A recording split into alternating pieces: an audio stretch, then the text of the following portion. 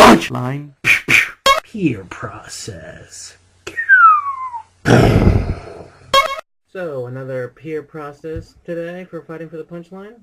This time we're talking to a pretty awesome dude. You'll see who.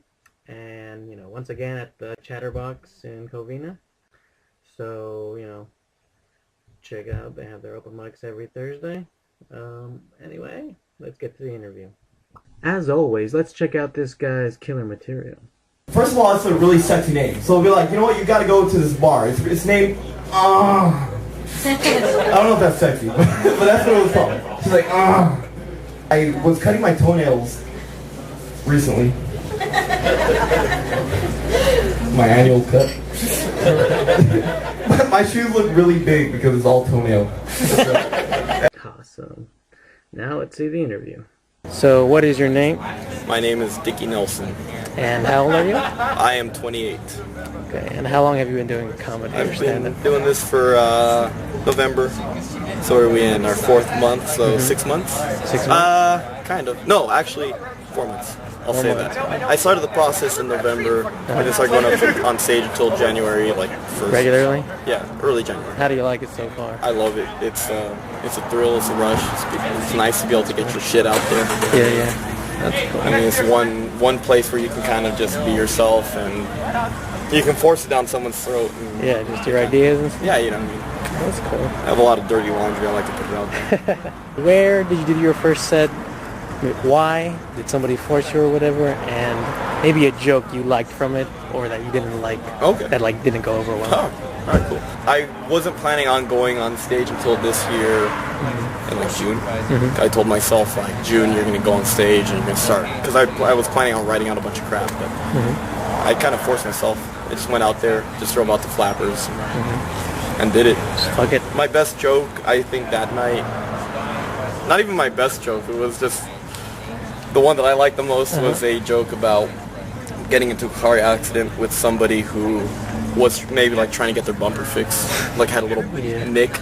Yeah. And then they, so you like rear end them, and then they're like, oh my fucking god, you blew up my bumper. Right. But the punchline really came where I flopped. Like my joke was basically the guy is so into trying to sell the fact that you rear-ended him that you come up to him, you gotta try to ask him if he's okay, and he like does a NBA style like flop. So he slides back and flops. So it's physical comedy. People kind of like were like a little. Your first time, Yeah, first time. Yeah, I didn't know what the hell I was doing. It's like a little baby rattlesnake. I don't know what the hell I'm. Give it a shot. I'm unleashing too much on the audience. That's talking too much. All right. If you can remember, what is the first memory you can think of either laughter or like something you found funny? Did somebody teach you about like just funny movies and stuff like that? And also, what do you find funny? My first memory of comedy actually came, I want to say in like elementary school. I had a friend who actually told me that I should be a comedian, and I was maybe about 5 or 6. But at that time, for some reason, I had this imagery that a comedian should be a person with a wicker hat with a band around it, with a striped blazer and with a cane and doing all these dances. Yeah, like exactly that, like vaudeville. Vaudevillian style humor. And that was the first time I recognized that maybe, I have the ability to make some people laugh. What do I find funny? Anything. Really anything. I mean, anywhere from fart jokes to death. You don't have a snob or anything.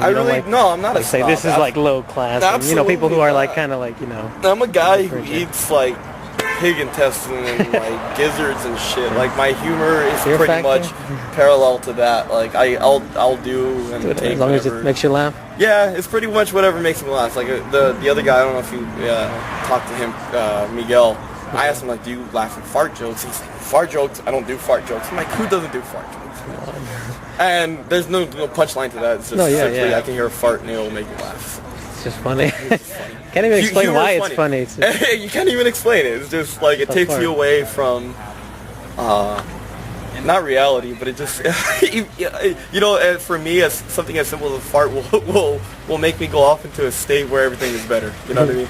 Yeah, Farts elated. are just awesome, and yeah, they bring peace to my inner self.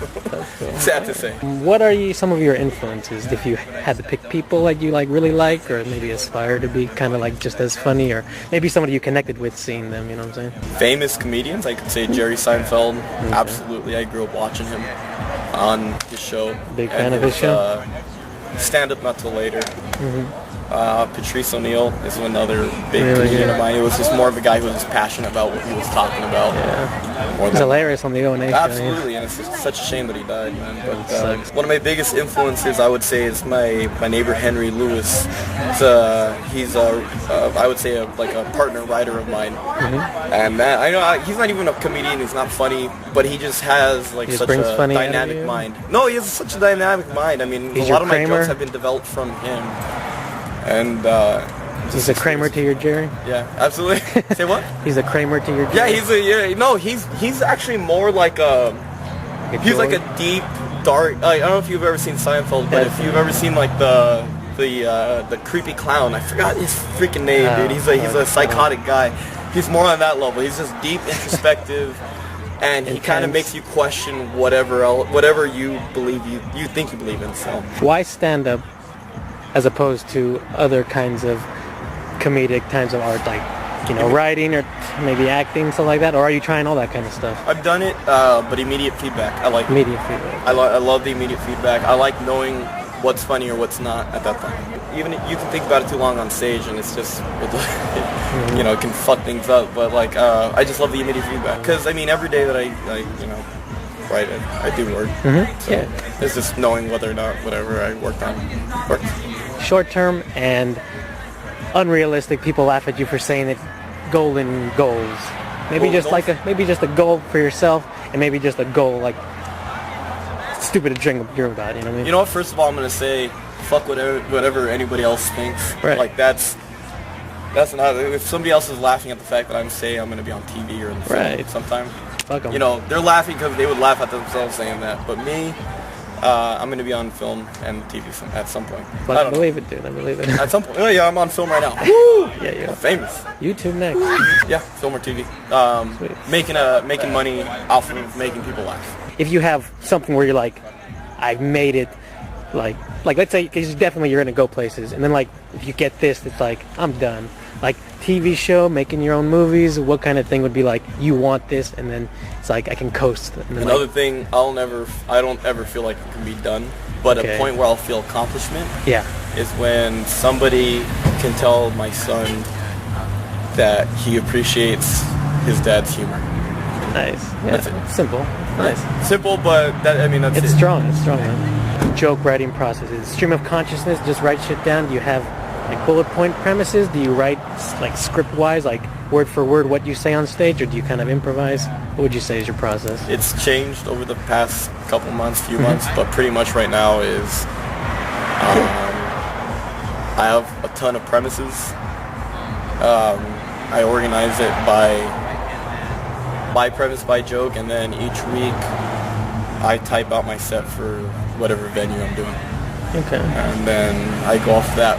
Whether it succeeds or falters, I stick to it, and I finish it. So pretty much it's kind of like stream of consciousness. A lot of my jokes will come from smoking pot and just being introspective, I guess. Yeah. And I mean, it just comes from there. Or if I don't write it down immediately, I'll have trouble remembering it, though. That's my biggest issue. How long would you say you develop a certain idea of a joke? Like, how long do you spend on something? And then how long would you say, like, average, before you have an idea, then you, like, present it on stage? Average? About 2 weeks to work on and develop an idea. Refine something? To take it on stage? I mean, once I develop it, so once the 2 weeks pass, I'll usually have a set or two sets set up for the next week. So it takes about a week after that. So the whole process maybe about 3 weeks. How often do you try to go up a week? Right now, twice. Twice a My week. goal is by June of 2015, 4 times a week. 4 times a week. So, you can try to keep and the that. only reason why that's an obstacle is because gas is fucking expensive right now. Fucking is, yeah. What is your favorite current joke? You don't have to say it if you don't want to, but if you want, you can. But my current favorite joke, the one that I've done on stage. I've done plenty of jokes that I haven't done on stage yet on one of these stages, but my current favorite joke is one that I did tonight was the chlamydia joke, the WebMD joke. Yeah. I like that. So the vagueness that WebMD brings to your life, you don't know what you have at any point, and so I love the shock that it gets at the end because it's about cutting your toenail and then having chlamydia. So. Such a U-turn, you know. Yeah, it's such a U-turn, and then I've done it a few times, and I've heard my girlfriend actually told me that that it sounds like I'm drawing from Jerry Seinfeld, which is a big honor. That's awesome. It's a big honor because I wasn't even thinking about that when I was delivering the joke, but she said like it sounds like Seinfeld would deliver it. So that's my favorite joke right now. Do you have a website, Facebook, anything you wanna like let the people know where to find you, kind of thing? I have an Instagram. It's at Dickey Nelson, DICKEY _Nelson, common spelling, NANELSON. Facebook, no, not yet. I'm not a big Facebook guy. Never have been. Actually, kind of weird. I actually started the Instagram and Facebook up because of this, but yeah, Instagram I would say. So Instagram, Dickey Nelson _ in between. Where's your next set? Where's the next time you're gonna go up? It's an actual comedy club. It's not a bar. It's a comedy club. So you go there with the intent. Chatterbox Comedy Club. Yeah, no, it's called Flappers. Did I call it Chatterbox? Yeah. Oh, so, shoot. So Flappers in Claremont. Flappers in Claremont. Wow. Yeah, Flappers in Claremont. The open mic on Sundays, right? Open mic Sundays. Gotcha. The one in Claremont. Thanks for your time. Good luck with your career and everything. I hope it's... Dude, man, it's gonna work out. YouTube worthy. Just gotta keep doing it. Once again, I'd like to thank Dickey Nelson for his time. And good luck to him. And I'll see you on the next time on Fighting for the Punchline.